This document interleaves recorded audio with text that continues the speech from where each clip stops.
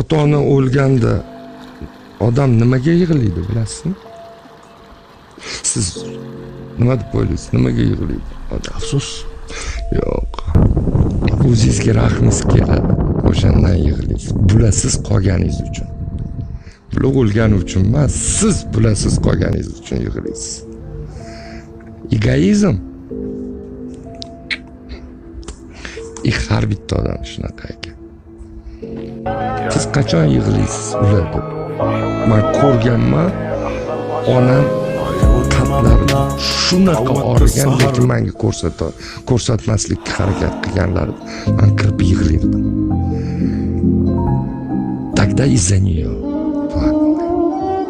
А когда она умерла, я плакал, что я без нее остался. Ulasiz qolib ketganimga yig'ladim. Bu hayot endi men ulasiz kechirdim.